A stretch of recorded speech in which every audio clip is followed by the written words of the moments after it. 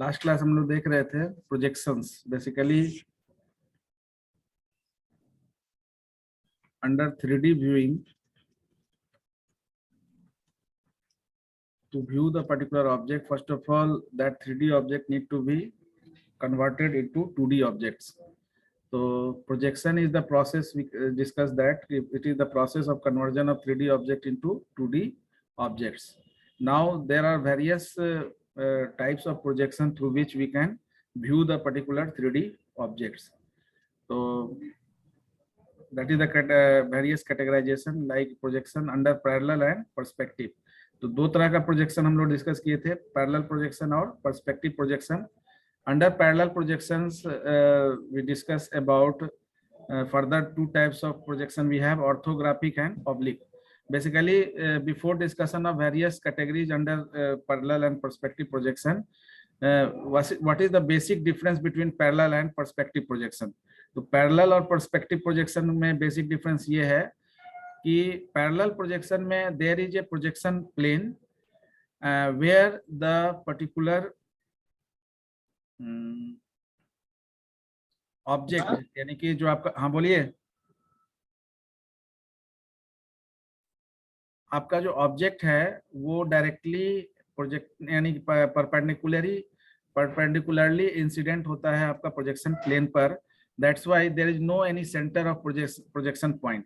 So there is no center of projection point. That means कि finally the projecting lines are not reach the particular center of projection point. तो एक जगह चूंकि ये आपका projection of plane से parallel incident हो रहा है यानी परपेंडिकुलरली इंसिडेंट हो रहा है, तो no lines we intersect to each other. तो कोई भी ऐसा पॉइंट ऑफ इंटरसेक्शन नहीं होगा जहां पर ये लाइन मिलेगी। That means in parallel projection the projecting lines are in move in to the infinity. तो कोई पर्टिकुलर आपका कॉन्टैक्ट पॉइंट आपका नहीं होगा in particular case of parallel, but in case of perspective projection there is certain point where the particular image is यानी projecting lines are intersect and that is known as the centre of projections. तो वो vary करेगा, आपका projected image का जो है size जो है वैरी करता है according to the distance of the particular object and the projection plane. तो उसके बेसिस पर डिफरेंशिएट हम लोग करते हैं पैरेलल और पर्सपेक्टिव प्रोजेक्शन को। Parallel projection is further divided into orthographic and oblique, and further orthographic is categorized under multi-view and axonometric। जो लास्ट क्लास हम लोग डिस्कस किए थे, we discuss about the multi-view। that means कोई object को अगर parallel project किया जा रहा है तो उसका मल्टी-व्यू ऑर्थोग्राफिक बेसिकली, अगर ऑर्थोग्राफिक की बात करें तो ऑर्थोग्राफिक क्या है, कोई बताएंगे? ऑर्थोग्राफिक पैरेलल प्रोजेक्शन हम लोग डिस्कस किए। ये ऑर्थोग्राफिक पैरेलल प्रोजेक्शन में बेसिकली क्या है कि जो आपका ओरिजिनल ऑब्जेक्ट है, सपोज चाहे आप टॉप व्यू करें, तीनों ही केस में हम लोग डिस्कस किए थे। तो जो ओरिजिनल ऑब्जेक्ट है, सपोज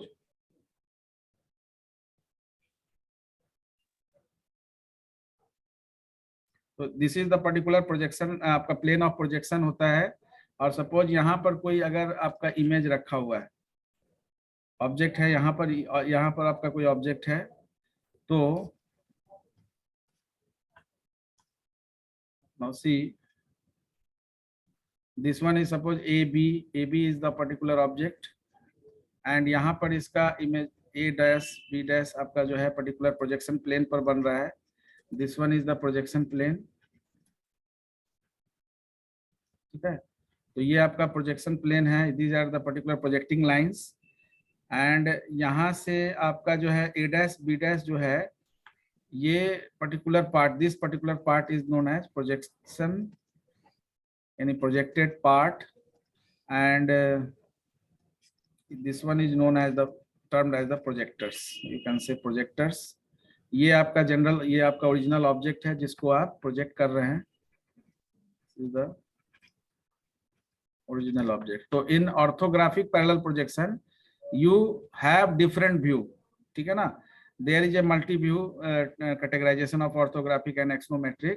तो axonometric में we just differentiate it on the basis of different angle। Multi view में योर इंसिडेंट जो आपका जो प्रोजेक्टिंग लाइंस है वो perpendicular to the projection plane होगा, यानी कि whether you are viewing from top view, side view और front view, in any manner whenever you view the particular object on the projection plane, then the projecting lines are incident perpendicular to the projection plane. So that is the multi view, orthographic projection, parallel projection. In axonometric, this view, this object is placed somewhere in that particular position, जहां से आपका जो projecting lines are incident on the particular projection plane, not in a perpendicular manner. That means 90 degree से आपका यहाँ पर incident नहीं होगा. There is some other angle created, and that incident angle will be changed in case of axonometric projection. So अब further we discuss that axonometric projection also. Before that, we just take the review of the previous discussion. तो orthographic parallel projection में किसी भी तरह का आपका जो view of image होगा, उसका इमेज हमेशा प्रोजेक्शन प्लेन में पैरेलली आपका जो है उसका जो साइड है वो parallelly projecting lines are always parallelly and incident perpendicularly on the projection plane. तो इट डजंट मैटर कि view is side view, top view और द फ्रंट व्यू. तो टॉप व्यू हो, साइड व्यू हो या फ्रंट व्यू हो, तीनों ही example हम लोग यहाँ देखे. तीनों ही एग्जाम्पल में आपका जो है प्रोजेक्शन जो है वो डिफरेंट होगा. Now next one is the axonometric. ठीक है, तो एक्सोनोमेट्रिक प्रोजेक्शंस, बिफोर दैट, हाँ, एक्सोनोमेट्रिक के केस में हम लोग क्या देखते हैं, एक्सोनोमेट्रिक प्रोजेक्शंस में सेम थिंग है. जब आपका पर्टिकुलर व्यू जो है एक सर्टेन एंगल से होगा, यानी कि इमेज जो है वो सर्टेन एंगल से अगर व्यू होगा, तो then that is the case of axonometric. तो बताइए एक्सोनोमेट्रिक में what is the major changing occur, anyone? Axonometric में मेजर चेंजिंग क्या होगा?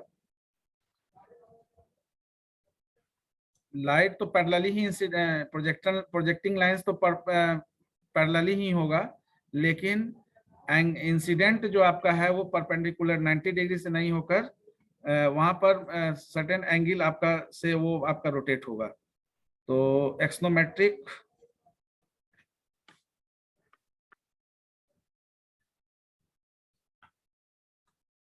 बताइए कोई.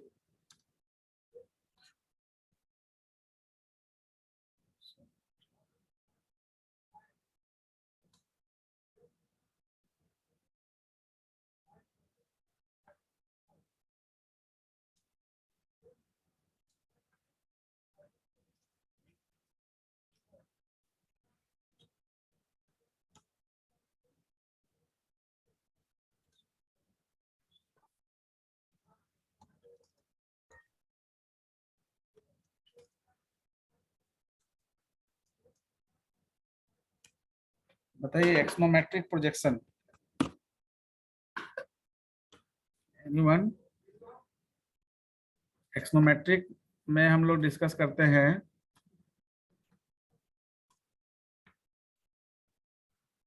ना, एक्सोनोमेट्रिक में भी आइसोमेट्रिक, डायमेट्रिक और ट्राइमेट्रिक.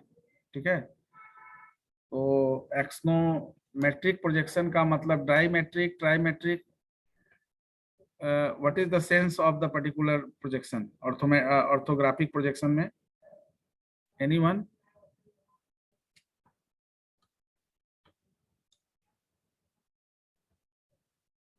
बताइए.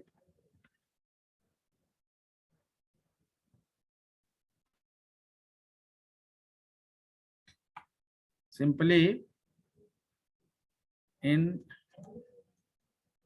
axonometric projection, the projecting lines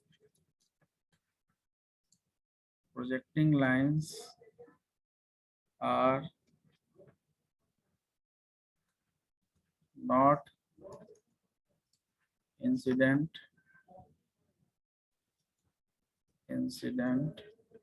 on the projection plane with 90 degree. That means they are not perpendicularly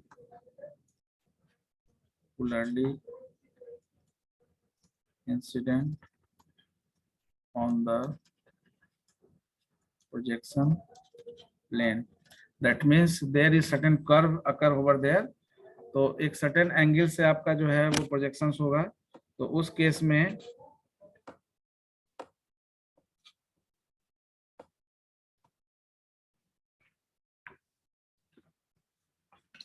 अब आइसोमेट्रिक आपका हो या पर्टिकुलर डायमेट्रिक हो, ठीक है, ट्राइमेट्रिक हो, what is the meaning of this particular, कोई बताइए.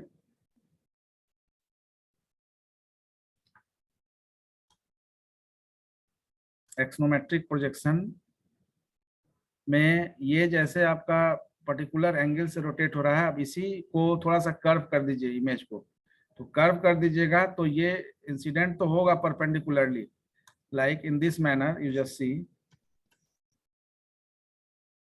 suppose there is a particular projection plane and image is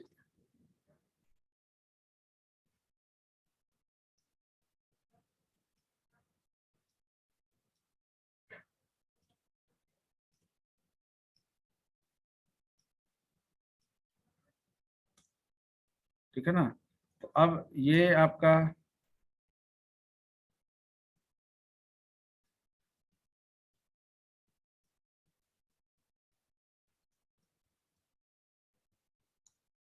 ठीक है. तो अब ये this one is the projection plane, ठीक है. This one is the projecting lines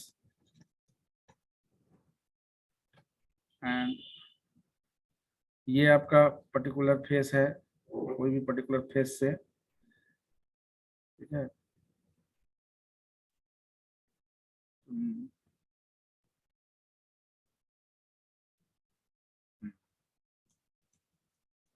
Now it is axonometric projection. That means projecting lines are incident on the projection plane, but it is incident with a certain angle. So that is not a perpendicular, यानी perpendicularly incident नहीं हो रहा है, एक certain angle से आपका incident हो रहा है, ठीक है. So that is the particular multi-view and the axonometric. Further we discuss that isometric and diametric and trimetric also, but before that we discuss the oblique. Now what is the basic difference between orthographic and oblique? Orthographic और oblique में basic difference, because that oblique is also parallel projection, ठीक है ना. तो what is the oblique projection?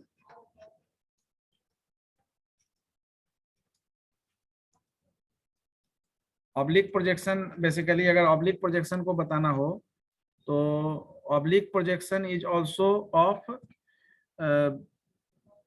Parallel types of projection. लेकिन what is the difference in particular oblique projection? अगर oblique projection को बताना हो तो जैसे आपका एक्सोनोमेट्रिक है, तो एक्सोनोमेट्रिक में अगर आपका इमेज जो है परपेंडिकुलर नहीं है तो वो एक्सोनोमेट्रिक होगा. ऑब्लिक प्रोजेक्शन में भी आपका जो है वो इमेज एक सर्टेन एंगल यानी कि 90 डिग्री से अलावा अगर आपका पर्टिकुलर एंगल अगर बिलोंग करता होगा तो that is known as oblique projection. तो डेट मीन्स कि whenever the particular angle between the projectors and the plane is not equal to 90 degree, that means it is not perpendicular to each other, then the projection is termed as oblique projection, ठीक है. तो multi view में आपका जो है, multi view में axonometric आप अगर कर रहे हैं तो मल्टी व्यू और एक्सोनोमेट्रिक में बेसिक डिफरेंस हुआ कि मल्टी व्यू में we are viewing the particular object with different side or different placement on a surface point of view, so we are performing the viewing operation. But in oblique projections, that image is projected on the projection plane with a certain angle, okay, and that angle is termed as a मतलब उस angle के basis पर इस particular projection को हम लोग बोलेंगे oblique projections. तो whenever we discuss the oblique projections, that means कि suppose there is certain object,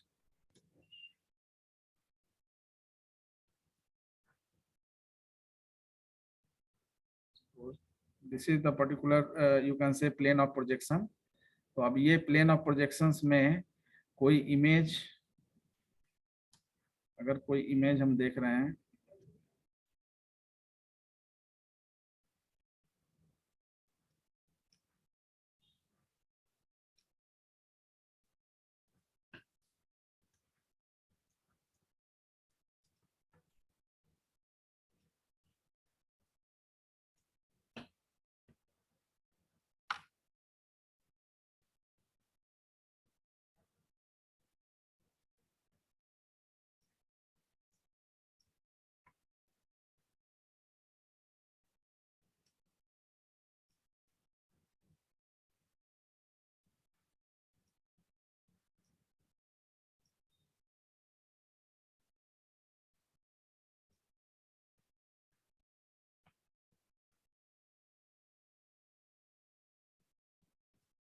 original,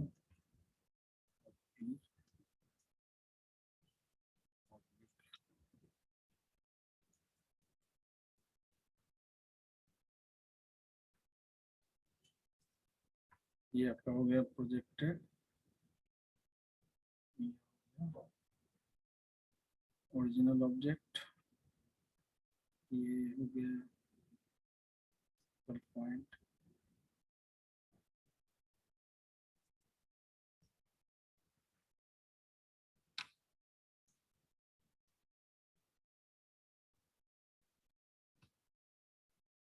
तो अब यहाँ पर आपका X Y Z is on origin, तो Z is equal to 0, that is the plane of projection,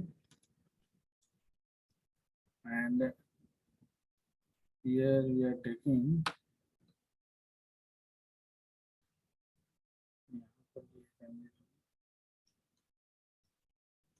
ये जो आपका है angle that is not equal to 90 degree. That means कि अगर हम सरफेस प्रोजेक्शन प्लेन को अगर हम पर्टिकुलर हॉरिजॉन्टली प्लेस करें और ऑब्जेक्ट को उस पर इम्बेड करें, तो that is the particular oblique projections. So we just mention here when the angle between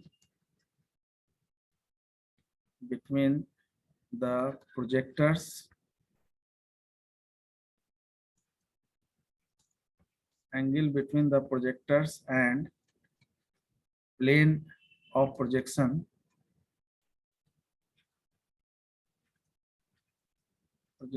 is not equal to 90 degree, then the orthographic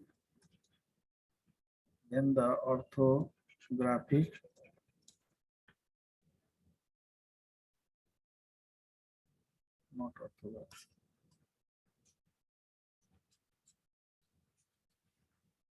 then the parallel projection is termed as oblique projection.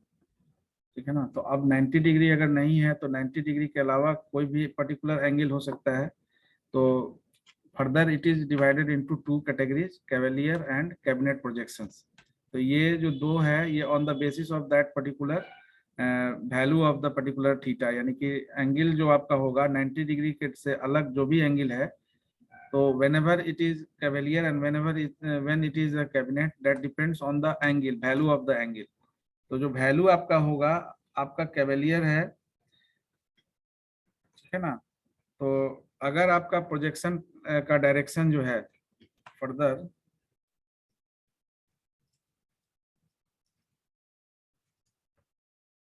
projection is further divided into two categories. That is first one is the Cavalier projection and second one is the cabinet projection. Now Cavalier projections, when we discuss the Cavalier projections, यानी structure को एक certain angle से जब आप देखेंगे तो उस angle के बेसिस पर आपका जो है कैवेलियर और कैबिनेट प्रोजेक्शंस जो है वो डिपेंड करेगा. स्ट्रक्चर हम लोग अभी देखेंगे तो it is clear to you. तो basically oblique projection is what, in oblique projection आपका क्या है, the direction of projection is not normal to the projection plane. ठीक है ना. तो जैसे आपका ऑर्थोग्राफिक में होता है कि एक सर्टेन प्रोजेक्टिंग लाइंस आपका जो है प्रोजेक्शन प्लेन से कोरिलेट करता है. यहाँ पर आपका ऑब्लिक प्रोजेक्शन में हम लोग जो ऑब्जेक्ट को व्यू करेंगे वो आपका ऑर्थोग्राफिक से ज्यादा बेहतर होगा. क्यों? क्योंकि particular point of the particular surface जो है आपका इमेज और सरफेस में there is a particular angle and on the basis of that angle the particular image is. तो आप अगर किसी चीज को पैरेलली अगर देख रहे हैं और किसी को थोड़ा सा कर्व करके देखेंगे तो दोनों में differences of the particular view हो जाएगा. तो जो कैवेलियर प्रोजेक्शन होगा वो आपको 45 डिग्री एंगल क्रिएट करता है. अगर 45 डिग्री से ज्यादा एंगल अगर आपका क्रिएट हो रहा है तो then that is the cabinet projection. तो whenever the angle of projection is 45 degree then it is termed as the Cavalier projections.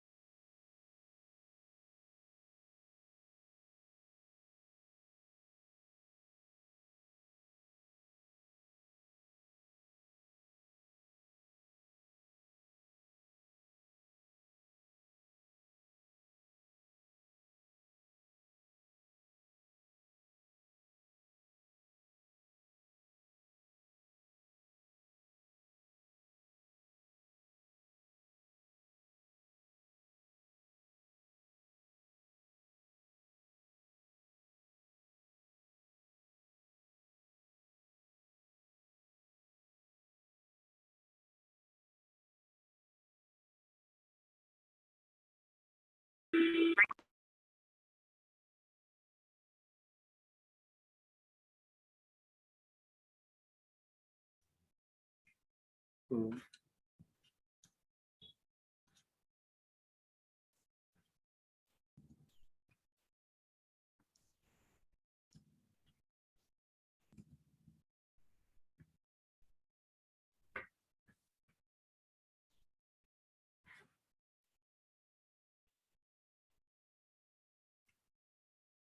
Cavalier projections. So first we see one image, then it is clear to you.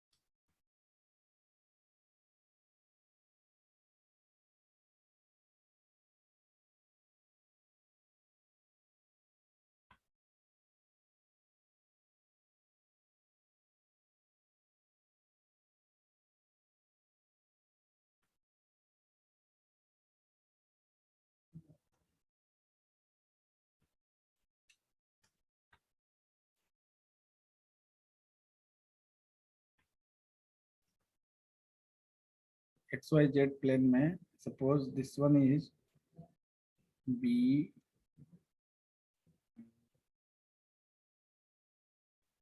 C, D, and whenever the same image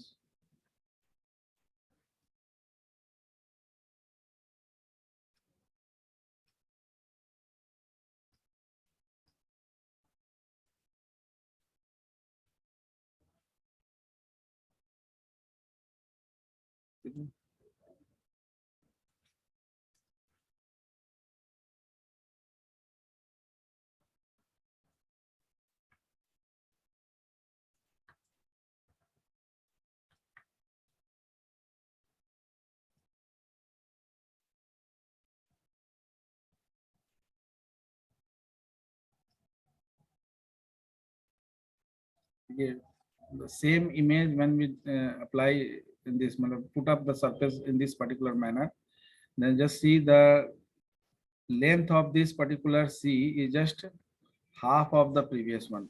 So this become your, if it is 1, then it become half of the particular extended image. So in Cavalier projections, due to the particular angle, the image surface will be as it is, whatever length we are setting, and whenever we are applying the same image or whenever we put the same image on different angle or enhance the particular angle of the particular projection, then it will half of the particular existing. तो image को view करने से भी आपको लगेगा कि इससे थोड़ा सा इसका साइज कम हो गया, छोटा हो गया, तो you can view that particular image in that particular manner. ठीक है, तो जैसे अगर रेक्टेंगुलर कोई इमेज है उसको आप अगर टॉप व्यू करके रख देते हैं, then it is viewed in that particular manner, and the distance between the particular surface is also decreased. तो Cavalier projections में you can mention that the direction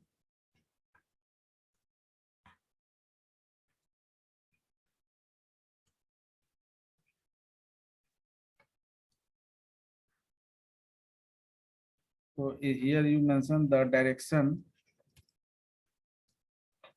of projection, the direction of projection choose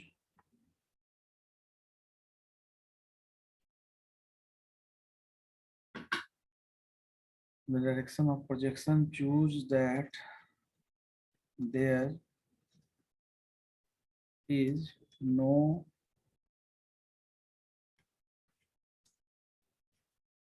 shortening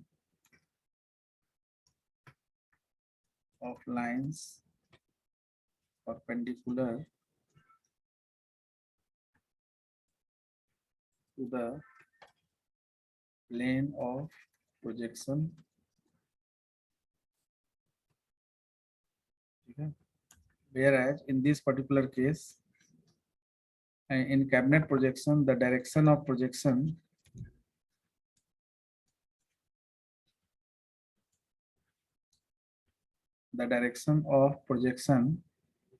that the lines are perpendicular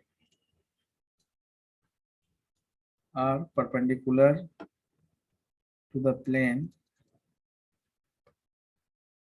of projection is for shortened by half of their lengths. In other words, you can also place that in Cavalier projection, projection makes 45 degree along with the projection plane, and in cabinet projection, more than 45, you can say 60 degree angle with projection plane.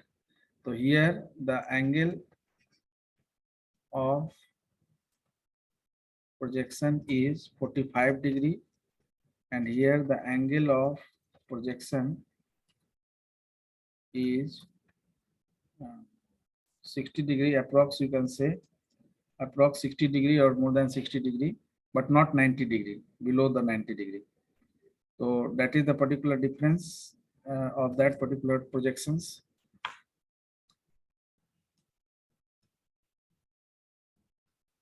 Then we have perspective projections. अब यहाँ पर ये question भी एक बार किए थे कोई, perspective projection.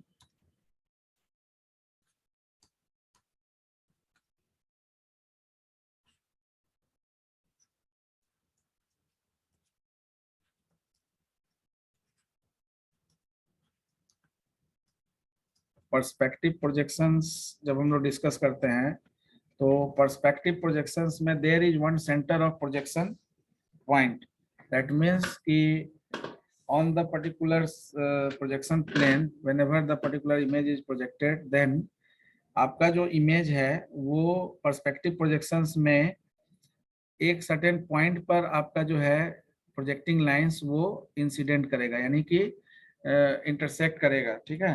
तो and that particular point is treated as a centre of projections, तो we can easily locate the image the particular. तो पर्सपेक्टिव प्रोजेक्शंस का जो व्यू होगा वो 1.2 point 3 point we just discuss की 1.2.3 पॉइंट एक्चुअली है क्या अंडर पर्सपेक्टिव। तो अगर आप बोले तो डिस्टेंस आपका जो है, जैसे जैसे आपका projections distance centre of projections जो है वो कैसे आपका डिपेंड करता है कि इन पर्सपेक्टिव प्रोजेक्शन जो बेसिकली आपका जो distance from the centre of projection to the projection plane जो है ये फाइनाइट होगा, जो पैरेलल प्रोजेक्शन ऑर्थोग्राफिक प्रोजेक्शन में नहीं होगा। Orthographic that means parallel projections में चाहे वो ऑर्थोग्राफिक हो या ऑब्लिक हो, किसी में भी आपका जो है center of projections is not created because there is no any infinity is there. So projecting lines is infinitely handled through that particular projection.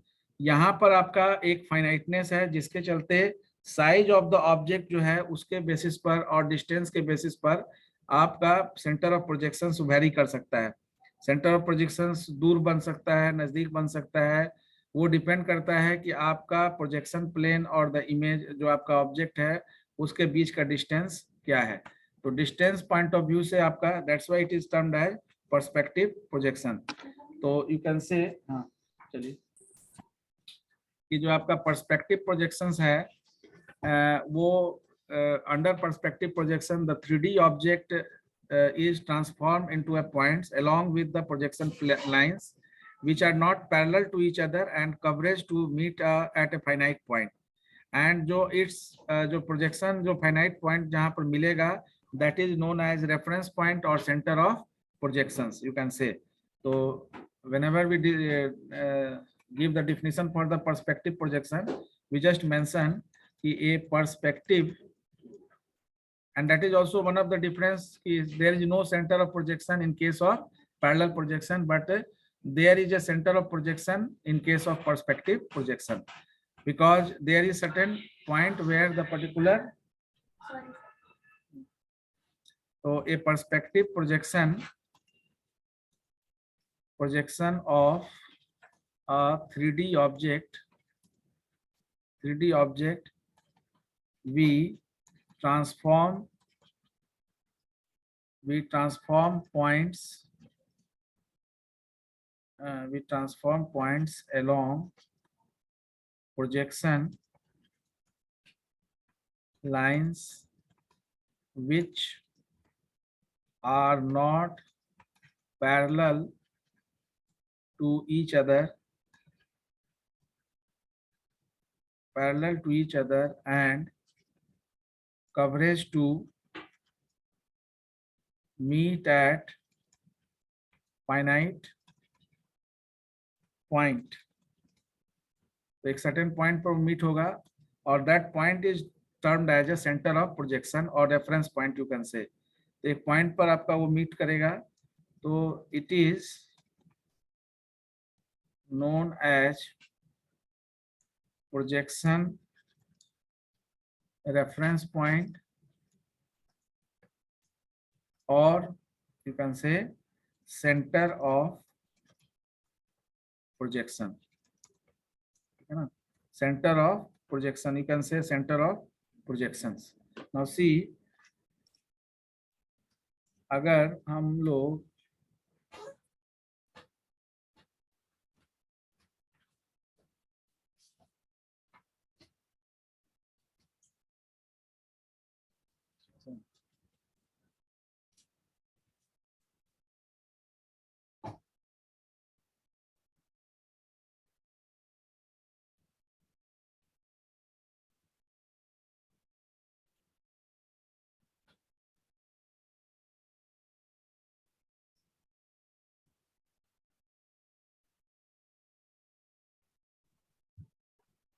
Class अभी थोड़ा देर पहले स्टार्ट हुआ है। देखिए, ये जो आपका डिस्टेंस है, यानी कि जो ऑब्जेक्ट है, जैसे जैसे डिस्टेंस आप इस प्रोजेक्शन प्लेन से बढ़ाएंगे, तो जैसे जैसे डिस्टेंस घटेगा तो इसका सेंटर ऑफ प्रोजेक्शन भी चेंज होगा, ठीक है ना। तो इसके डिस्टेंस पर आपका डिपेंड करेगा कि इमेज के डिस्टेंस पर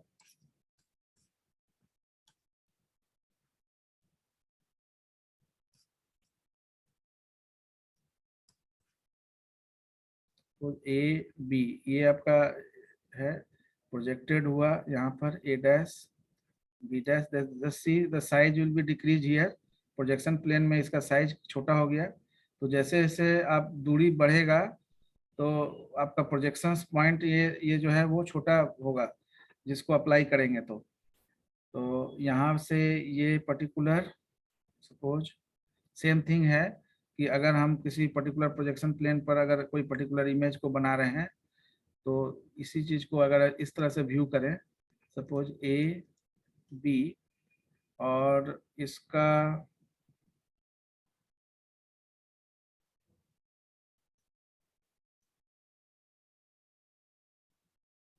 सही से नहीं बन रहा है।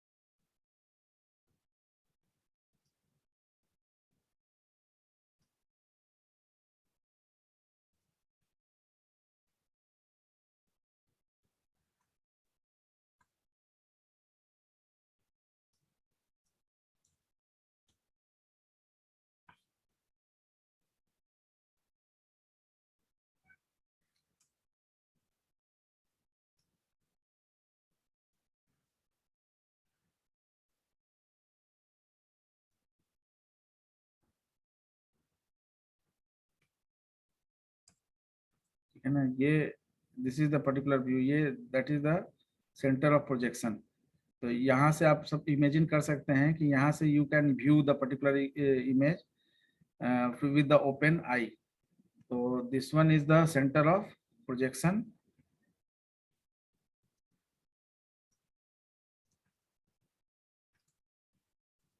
Similarly this one is also a centre of projection, यहाँ पर भी आपका सेंटर ऑफ प्रोजेक्शन ही है। एंड ये दो तरह का प्लेन हम लोग देखे, ये भी आपका एक प्लेन है, तो this is the plane of projection, ठीक है। नाउ सी, ये आपका जो इमेज यहाँ पर है, सपोज ए बी, ये प्रोजेक्ट हो रहा है inside the particular projection plane पर, ये आपका ए डैश बी डैश, तो प्रोजेक्शन प्लेन, एंड ये आपका हो गया सेंटर ऑफ प्रोजेक्शन। तो दोनों तरह का इमेज हम लोग देख रहे हैं। यहाँ पर आपका जो है प्लेन ऑफ प्रोजेक्शन अगर है परपेंडिकुलर, अगर इस फॉर्म में है, तो उस केस में भी आपका जैसे जैसे डिस्टेंस बढ़ेगा उस तरह से आपका जो है सेंटर ऑफ प्रोजेक्शन जो है वो क्लोज होगा या away from the projection plane होगा। What is the ratio?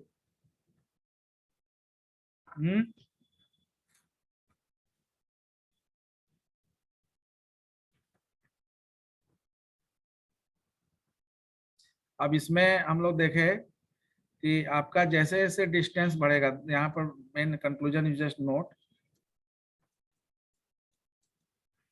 कि आपका the distance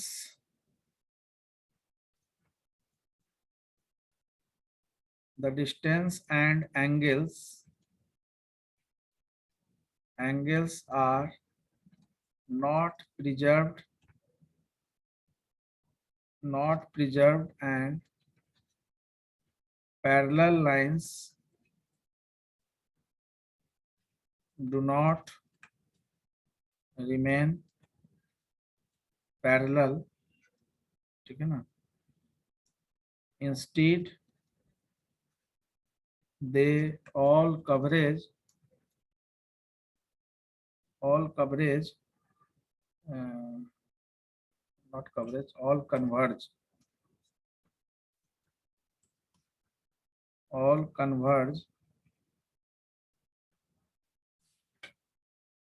at a single point,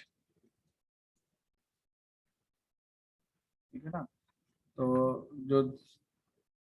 जो डिस्टेंस और एंगल दोनों आपका जो है कोरिलेट करता है, तो डिस्टेंस जब बढ़ेगा तो डिस्टेंस भी प्रिजर्व नहीं कर सकते हैं, डिस्टेंस भी चेंज हो सकता है। तो उस केस में, और पैरेलल लाइन नहीं है आपका, जो पैरेलली आपका जो है वो सेंटर ऑफ प्रोजेक्शन क्रिएट कर रहा है, इसका मतलब पैरेलल लाइन भी नहीं है। तो इसलिए non parallel line must be intersect or converge or at particular single point, and that particular single point vary on the basis of the surface and distance as well as angle.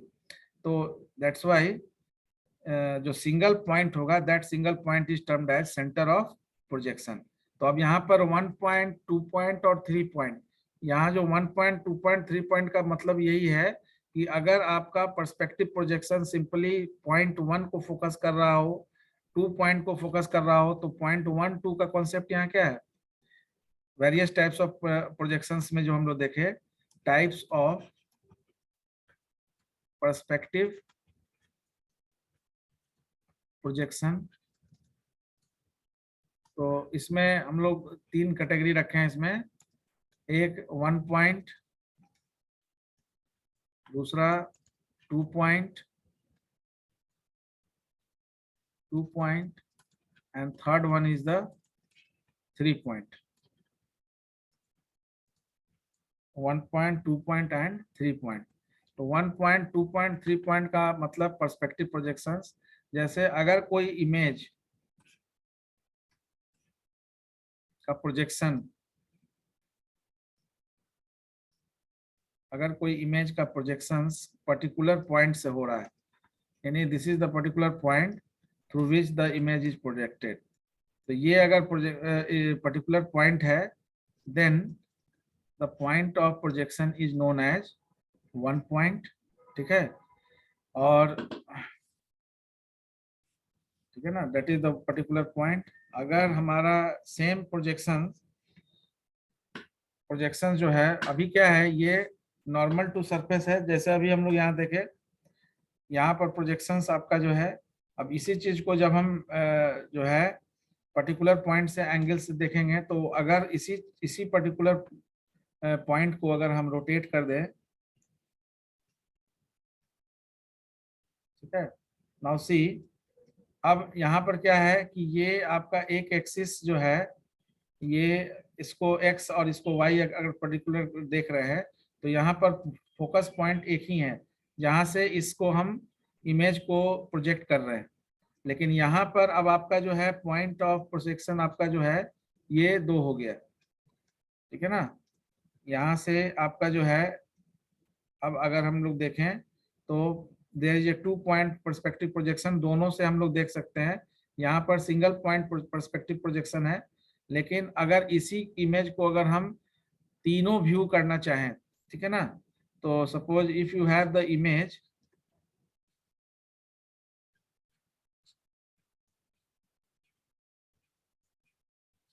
ठीक है ना, suppose in this particular manner, तो अब आपका जो है ये view, ये यानी कि all the 3 point view exist for this particular image. तो इट डिपेंड्स ऑन यू कि in which manner you are doing the particular translation of the particular object. यानी कि 3D ऑब्जेक्ट का जब ट्रांसफॉर्म करेंगे तो ट्रांसफॉर्म करने के बाद व्यू होगा, व्यू को हम कैसे देख रहे हैं, किस एंगल किस तरह से देख रहे हैं, उसके बेसिस पर आपका पर्सपेक्टिव 1 2 3 जो भी आपका है वो पर्सपेक्टिव प्रोजेक्शंस आपका जो है वो क्रिएट होगा। ठीक है। नाउ